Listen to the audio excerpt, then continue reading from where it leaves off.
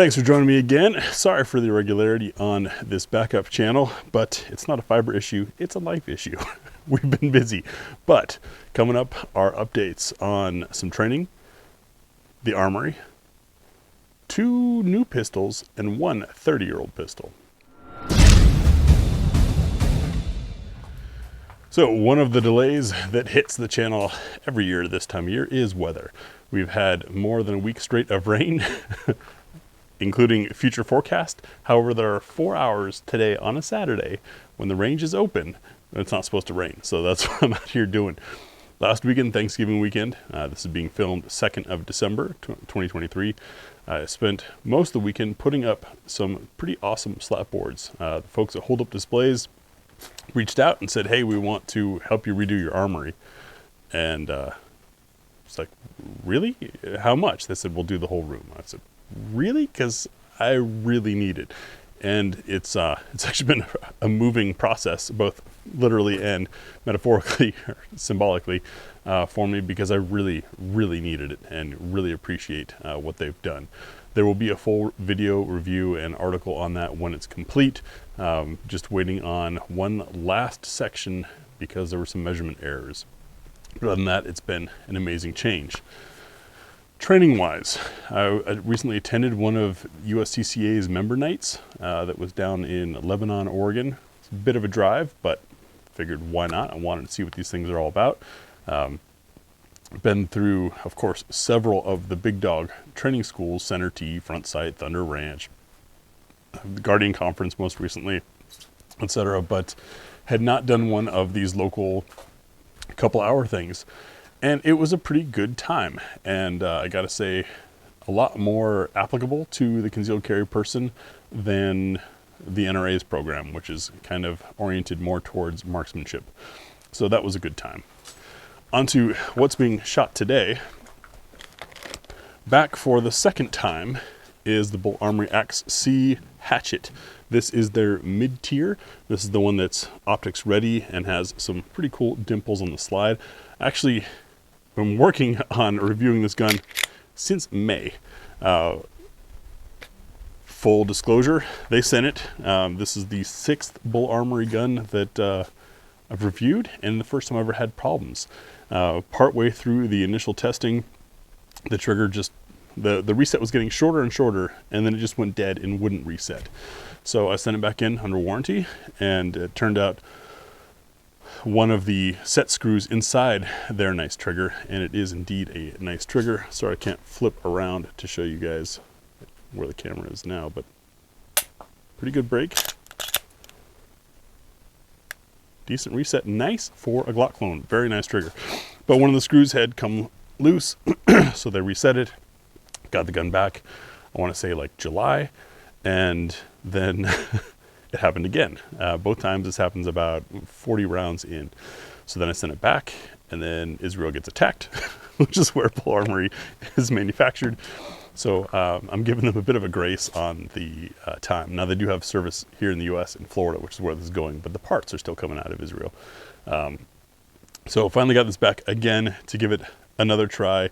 It's baffling to me because this is one of 6 guns and the other 5 are flawless, but manufactured parts are manufactured parts. That happens. So looking forward to doing that one. Another one that I'm excited about, and hopefully you guys are too, is the EAA Witness 2311. This is a sub $1,000 double stack 1911, and the first couple thousand of them are being shipped with one of these FARDOTs for free, which is pretty cool. A lot of people laugh at the FARDOT. It's got some things I don't like, some things I do like, but I haven't had a problem with the FARDOT that I have on a Girsan MC28, I think it is, from years ago. Dot still works, so no complaints there. And those are an Armory AXC, a micro dot footprint, I believe. Don't quote me on that. Specs will be in the article, as always. And then the third one is a 30-year-old gun, the Bull Armory M5 Jet.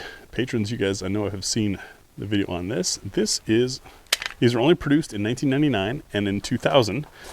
And I might have just said Bull Armory, but it wasn't Bull Armory back then. It was Bull Transmark. I believe that's what became Bull Armory. Seems a lot like it. It's made in Israel. But this is an interesting double stack 1911. Once again, reminding folks that these things have been around for a while. It's not anything new. It's just now popular again. But what I like about this one is those ports are massive, and it's a polymer frame with what appears to be a cast steel insert into it.